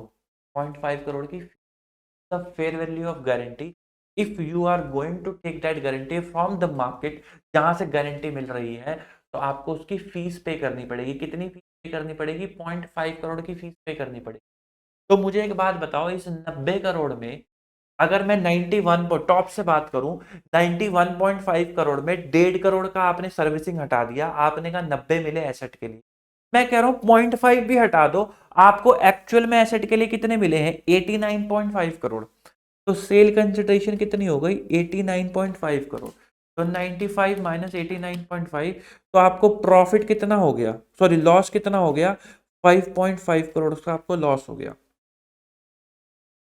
अब क्योंकि आपने 5 करोड़ की गारंटी दी है, तो आप कल को डिफॉल्ट होता है तो आप 5 करोड़ उससे लेकर भी तो आओगे। अगर मान लो आपने, स्टूडेंट्स ने मेरी गारंटी दी बैंक को, आपने गारंटी दी बैंक को, अगर ये गारंटी मैं बैंक से लेता, 5 करोड़ की आपने गारंटी दी है, अगर ये गारंटी मैं बैंक से लेता तो 0.5 करोड़ की फीस देता बैंक। तो this is called the fair value of guarantee. अब अगर मान लो बैंक को मैं पैसे नहीं देता तो बैंक को पैसे आपको देने पड़ेंगे, तो आप मुझसे भी तो लोगे। तो यानी कि you have an asset, corresponding asset, और आपके पास एक लाइबिलिटी भी है। यानी कि एसेट और लाइबिलिटी 5-5 करोड़ की। तो पहली एंट्री तो होगी बैंक अकाउंट डेबिट 89.5 करोड़ से, टू फाइनेंशियल एसेट 95 करोड़ से, और to profit and loss, sorry to loss 5.5 से लॉस आ गया। फिर दूसरी एंट्री होगी कंटिन्यू इन्वॉल्वमेंट एसेट 5 करोड़ से, to continuing involvement liability 5 crore से। एक और डेबिट होगा और कंटिन्यूइंग इन्वॉल्वमेंट में एक और नंबर जुड़ जाएगा। बताओ वो नंबर कौन सा जुड़ेगा? तो आप कहोगे कैश 0.5 करोड़। 0.5 करोड़ का कैश किसका मिला है? फेयर वैल्यू का। और ये फेयर वैल्यू आप अभी पीएनएल में नहीं दिखाओगे, आप इसको क्या करोगे? डेफर करोगे। क्यों करोगे डेफर? इंड एएस 115 के तहत आप इसको क्या करोगे? डेफर करोगे इन द लाइफ 0.5 करोड़, और आप हर बार इसको अमोटाइज करते जाओगे। अमोटाइज की एंट्री क्या होगी? अमोटाइज की एंट्री होगी continuing involvement liability account debit.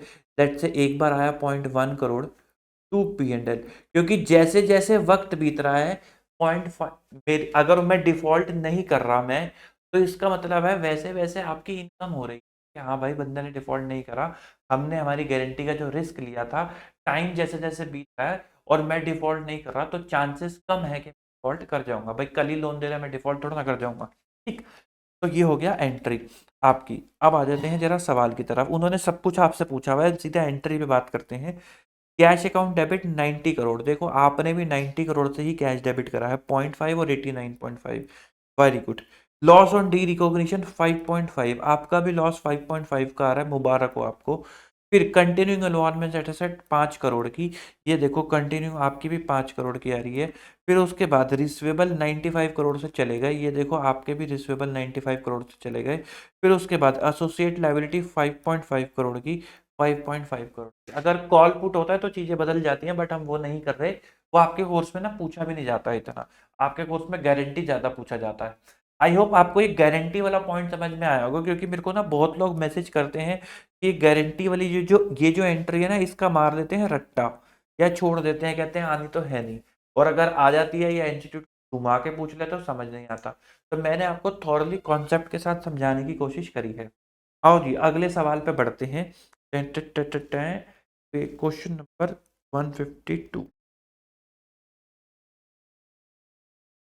Case Limited hold equity instrument at a fair value through profit and loss due to the short-term cash flow shortage. Case sold some equity instrument investment for 5 million when the carrying amount was 4 million. When the carrying amount was 4 million, the term of the disposal said that Case has the right to repurchase the share at any point over the next 2 years at their fair value on the repurchase date. उसने pre determined price नहीं बोला, उसने बोला है fair value पे खरीद सकता है। इसका मतलब है कि केस लिमिटेड को टेंशन होगी कि दाम गिर जाए, कहीं बढ़ ना जाए, अगर बढ़ गया तो महंगा खरीदना पड़ जाएगा, गिरी जाए दाम। तो यानी कि रिस्क एंड रिवॉर्ड ट्रांसफर हो गए। आपका रिस्क एंड रिवॉर्ड वाले का आंसर यस है।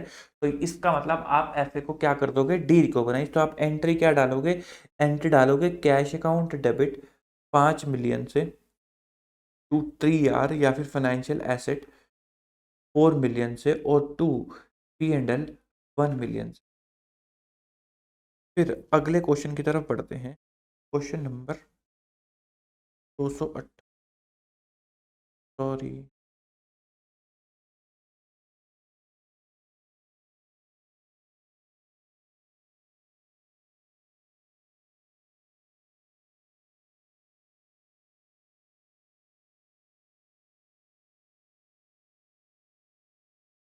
क्वेश्चन नंबर डाल रहा था, पेज नंबर 150 है। Coupa Limited borrowed 95 lakhs as a loan from XYZ Bank on 1st of April 2018 and an interest rate of 10% per annum. Coupa Limited spent 1,80,912 as loan processing charges. उसने 1,80,212 का loan processing charges pay करा है। Principal amount of loan is to be repaid in 5 equal instalment and interest to be paid annually on accrual basis. ठीक है। Effective interest rate is 10.8%। On 31 March 2020 कूपा limited face challenge in business because of the sudden change in the technology. It approach कब गया है 31 March 2020 में। It approach XYZ bank and renegotiate the term. Interest charge change कर दिया उसने 15% पे। पहले कितना था इंटरेस्ट? 10%।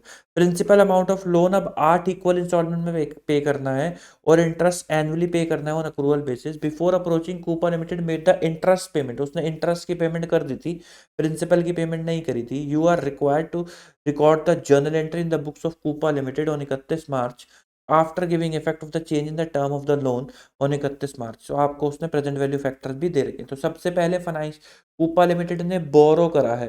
बोरो का मतलब क्या है? Financial liability. फाइनेंशियल लायबिलिटी की डी रिकॉग्निशन की बात हो रही है। तो आप सबसे पहले क्या लगाओगे? 10% का टेस्ट। मुझे बताओ 10% टेस्ट क्या कहता है? कि आप रिवाइज कंडीशन को ओल्ड EIR पे चेक करोगे कि मेरे लोन में कितना बदलाव आया है। तो आओ जरा ओल्ड EIR पे कर लेते हैं चेक। तो मुझे जरा बताओ 95 लाख का आपका लोन था। 95 लाख में से उसने 1 अप्रैल 2018 को उसने लोन लिया था और 18 के बाद 19 में उसने एक EMI पे करी होगी बस। एक EMI कितने की थी उसकी? 5 की। तो 95 डिवाइडेड बाय 5 into 4, तो 76 लाख रुपए का लोन उसका अभी भी बचा हुआ था। तो 76 लाख रुपए का लोन बचा हुआ था। ये उसने कहा है 8 इंस्टॉलमेंट में देना है। तो 9.5 लाख की तो ये होगी प्रिंसिपल। इंटरेस्ट उसने कहा है 15% कर दो। तो 76 लाख पे 15% कितना हो गया? 11.4। फिर 76 लाख माइनस 9.5 लाख पे 15% कितना हो गया? 9,97,500। अकॉर्डिंगली उन्होंने इंटरेस्ट की कैलकुलेशन भी कर ली। ये कैसे कर रखी है? ये अगर किसी को पूछना है तो ये पहला निकला 76 पे, 76 माइनस 9.5 66.5, ये निकला 66.5 पे। फिर 66.5 माइनस 9.5 ये निकला 57 पे। ऐसे करके उन्होंने सारा इंटरेस्ट निकाल लिया। टोटल आउटफ्लो कितना हुआ? 9.5 प्लस 11.40 इतना, 9.5 प्लस 997 इतना, 9.5 प्लस 855 इतना। डिस्काउंटिंग उन्होंने कहा था EIR पे करनी है, क्योंकि ओल्ड EIR मैंने आपको बताया था। ओल्ड EIR उसने बोला है कितना है? 10.8। तो आपको कौन सा रेट लेना है? 10.8। तो 10.8 ओल्ड EIR, ये क्या है? ओल्ड EIR का प्रेजेंट वैल्यू निकाला तो आपके पास प्रेजेंट वैल्यू निकल कर आ गया। कोई दिक्कत वाली बात नहीं है। टोटल आ गया इतना। अब निकालते हैं कि 31 मार्च 2020 को अमोर्टाइज कॉस्ट कितनी होगी। तो उन्होंने टेबल बनाया हुआ है, ये रहा अमोर्टाइज कॉस्ट का टेबल।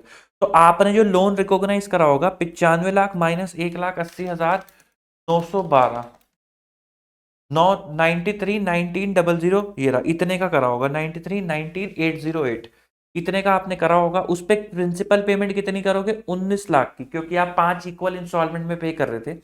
इंटरेस्ट का रेट कितना था? 10% का। तो 9.5 लाख का 10%, फिर 9.5 लाख में से 19 लाख गए उसका 10% एंड सो ऑन।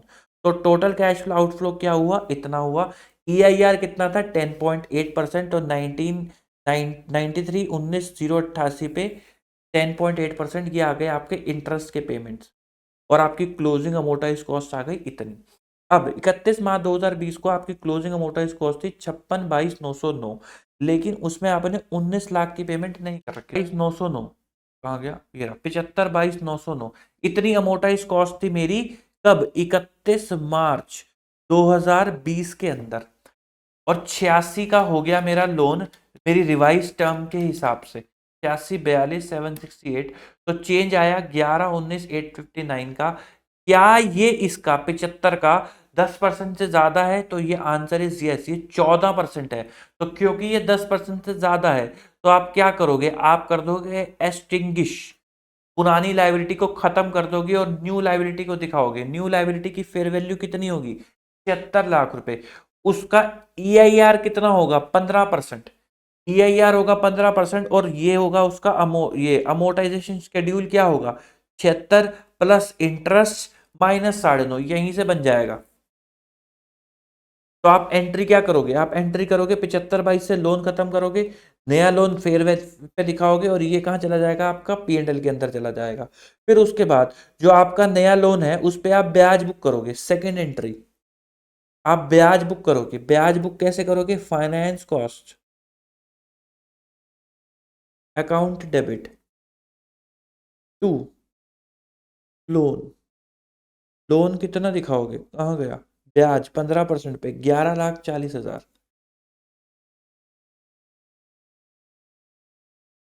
11,40,000। नंबर 3,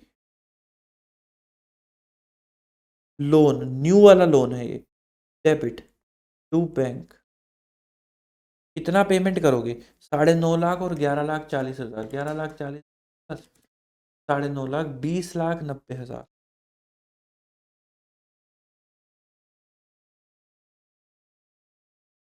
तो आपका लोन कितने का आएगा, लोन आएगा 76 lakh plus 11,40,000 20,90,000, 66,50,000।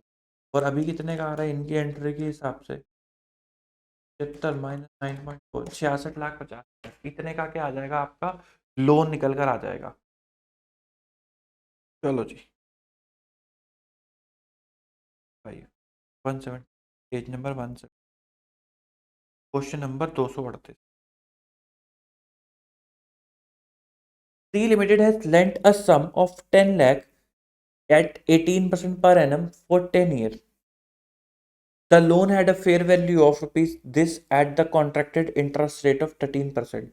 To mitigate prepayment risk but at the same time retaining control over the loan, T Limited transfer its right to receive the principal amount of the loan on its maturity with interest after retaining right over 10% of principal and 4% interest that carry the fair value of 29,000 and 1,84,620. The consideration जो आपको मिली है 9,90,000 की मिली है। Interest component retain जो आपने करा है उसमें फीस इंक्लूड है, क्योंकि आप कलेक्ट करके दोगे प्रिंसिपल और इंटरेस्ट। और उस सर्विस की फेयर वैल्यू कितनी है, 65,160। यदि वो सर्विस आप मार्केट में देते तो आपको कितनी पैसे मिलते हैं, 65,160। Default if any deductible to maximum company claim on principal portion, you are required to show the general entry to record the derecognition of the loan. तो इसमें पार्शियल डी रिकॉग्निशन हुआ है, फुल डी रिकॉग्निशन नहीं हुआ है। तो देखो मैंने एक बात लिखी हुई है, D recognition whenever part of financial asset or liability is de-recognized, then carrying amount is distributed in the ratio of fair value। तो आपको सबसे पहले ये देखना है कि कितना कैरिंग अमाउंट निकल गया। कितना कैरिंग अमाउंट निकालने के लिए आपको उसको उसकी फेयर वैल्यू की रेशियो में डिस्ट्रीब्यूट करना होता है।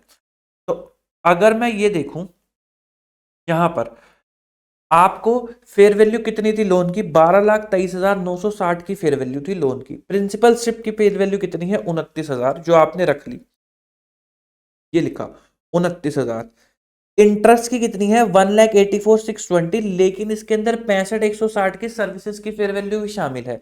तो एक्चुअल इंटरेस्ट की फेयर वैल्यू कितनी है, 1,19,460 और सर्विसेज की 65,000, तो टोटल फेयर वैल्यू इतनी और ये शामिल है। तो यानी कि 10,10,340 वाला फेयर वैल्यू वाला आपने लोन ट्रांसफर करा है, और 29,000 का प्रिंसिपल और 1,19 का इंटरेस्ट और 65 का सर्विसेज, इतने की फेयर वैल्यू आपने अपने पास रखी है।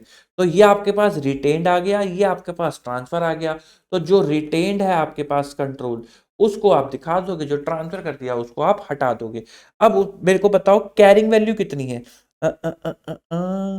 तो कैरिंग अमाउंट ऑफ लोन कितना है, 10 लाख। तो 10 लाख को आपको बांटना होगा, कितना आपने बेचा और कितना आपने रखा उसकी रेशो में।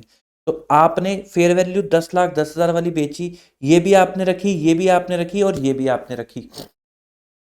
तो 10,00,000 को डिवाइड करा, अच्छा इन तीनों का टोटल कितना आ रहा है, 10 10 ये आएगा 12,23,960। फेयर वैल्यू टोटल 12,23,960 की ये वाली। तो 12,23,960 को कि इनका टोटल आ रहा है, तो आपने इनकी रेशियो में 10,00,000 को डिवाइड करा, which comes out to be 8,25,000, 23,000, 97,000 और 53,000। इनका टोटल आएगा 10,00,000 का। तो इसका मतलब है 8,25,468 का लोन, जिसकी फेयर वैल्यू कितनी थी, 10,10,340। आपने 8,25 वाला लोन कितने का बेच दिया, 9,90,000 का। तो आपको गेन कितने का हो गया, 1,64,64,500 532 का लोन। तो जो बैलेंस आपका लोन बचा था वो आपने खत्म करके कितना कितने की फेयर वैल्यू पे दिखा दोगे, प्रिंसिपल 29, सॉरी, जो आपका बैलेंस आपका लोन था वो आपका किस किस उसमें है, प्रिंसिपल की रेशियो में 23,000, सर्विसिंग एसेट की फेयर कैरिंग वैल्यू 53,000 और इंटरेस्ट की कैरिंग वैल्यू 97,000। तो आप बैलेंस लोन है वो भी आप खत्म कर दोगे।